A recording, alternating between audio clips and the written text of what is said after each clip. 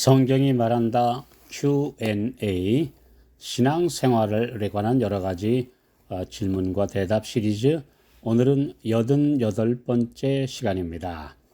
오늘은 성경대로 믿는 진리교회를 찾고 싶은데요. 이런 말씀을 하시는 분들이 많이 계시죠. 이 말씀에 대해서 성경의 원칙을 살펴보겠습니다. 요한계시록 14장 12절, 성도들의 인내가 여기 있나니 저희는 하나님의 계명과 예수 믿음을 지키는 자니라. 영원한 복음을 가진 세 천사가 이 지구에 살고 있는 모든 사람을 향해 크게 외치는 메시지의 결론입니다.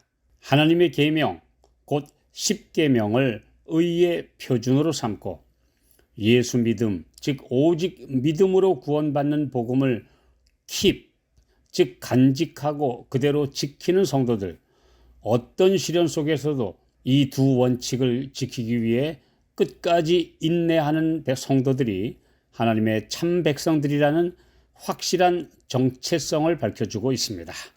구약 성경을 한마디로 요약한 표현이 율법과 선지자입니다. 즉 하나님을 신실히 믿는 사람들에게 십계명을 주셔서 언약의 백성으로 택하셨고 각 시대마다 모든 선지자들을 보내셔서 장차 오실 예수 그리스도에 대해 예언하도록 하시며 바른 길로 인도하셨습니다. 이 두 가지 원칙을 기록한 글이 구약 성경이었습니다.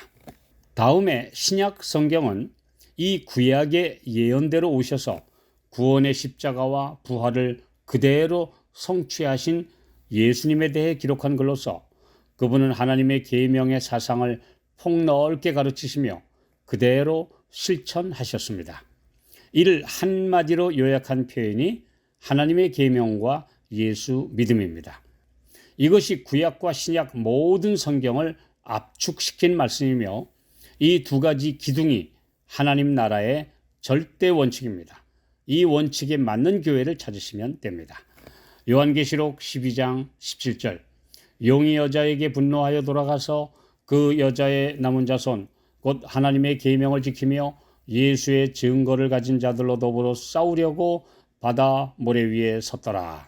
마지막 시대 용 곧 사탄이 모든 수단과 방법을 총동원하여 박멸하려고 싸우는 하나님의 참 백성이 그 여자의 남은 자손이라고 정확하게 적시되어 있습니다.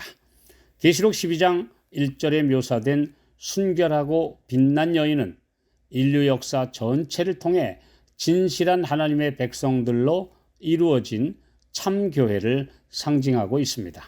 하나님께서는 이 교회를 그분의 아내, 어린 양의 신부로 부르시며 목숨까지 다 주시는 사랑을 보여주셨습니다.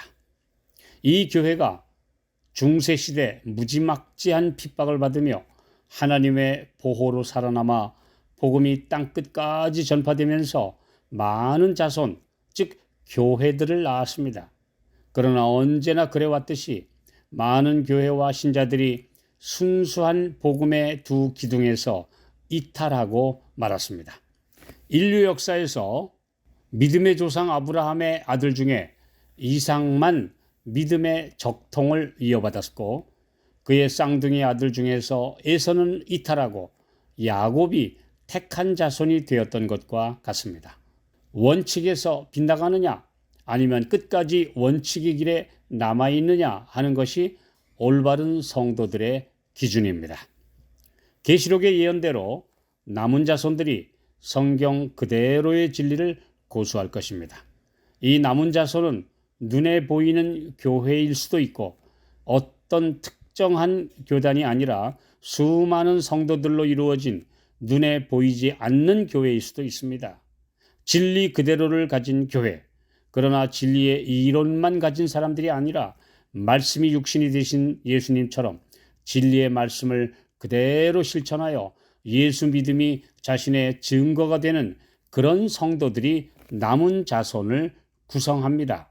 그래서 하나님의 참 교회는 눈에 보이는 교회와 그러나 그 안에서도 진실한 성도들로 구성된 보이지 않는 남은 무리들이 분명히 존재합니다. 교회를 선택할 때 첫째 기준은 예수 믿음입니다. 예수님은 하나님이시며 창조주이십니다. 로마서 9장 5절 육신으로 하면 그리스도가 저희에게서 나셨으니 저는 만물 위에 계셔 세세의 찬양을 받으실 하나님이시니라. 아멘. 그러므로 예수님을 여호와 하나님이 만드신 피조물이라 주장하는 단체는 이런 원칙에서 빗나간 것입니다. 예수님을 믿는다고 주장하면서도 예수님이 아닌 사람을 절대 추종하는 단체나 교회는 그들이 아무리 그럴듯한 말을 할지라도 오직 예수라는 원칙에서 빗나간 것입니다. 눈에 보이는 사람은 일시적이며 흠투성이에 불과하기에 보이지 아니하는 분, 영원하신 분만 우리가 믿고 따를 하나님이십니다. 또 예수님이 가르치신 그대로의 진리가 아니라 사람이 만든 전통과 규칙을 따르는 단체도 마찬가지로 그릇된 길로 가고 있는 것입니다. 말씀을 늘 읽고 묵상하는 성도들은 성령께서 의의 길로, 올바른 길로 가르쳐 주실 것입니다. 둘째 기준은 하나님의 십계명을 원본 그대로 지키는 여부입니다. 주위에서 보시면 십계명을 사람이 임의로 고치는 짓을 한 세계 최대의 교회도 있으며 이 중 하나라도 사람 마음대로 해석해서 다르게 지키는 것을 볼 수 있습니다. 예수님을 믿음으로 구원받는다고 옳은 말을 하면서 그러니 십계명을 지킬 필요가 없고 그 속박에서 해방되었다고 주장하는 가르침은 분명하게 원칙에서 벗어난 것입니다. 어느 한 계명이라도, 넷째 계명이라도 하나님께서 말씀하신 분명한 제7일 안식일을 기억하여 거룩지키라는 이 말씀을 사람의 마음대로 고치고 또 어기는, 바꾸는 그런 교회들은 하나님의 십계명을 그대로 지키고 있는 것이 아닙니다. 예수 믿음은 하나님의 율법을 범한 죄에서 용서해 주시고 새 마음을 주셔서 성령의 능력으로 하나님의 말씀의 원칙을 요약한 십계명을 잘 순종할 수 있도록 해주시는 능력입니다. 예수님께서 법을 어겨 사형 선고를 받은 사람을 사면해 주셔서 거듭남을 통해 새 사람으로 하늘 시민이 된 후에는 하늘의 법을 지키는 모범 시민으로 살아야 합니다. 실수하며 넘어질지라도 다시 일어나서 의의 길로 가야 합니다. 그리하여 온전한 사람으로 변화되어 갑니다. 이것이 참 진리입니다.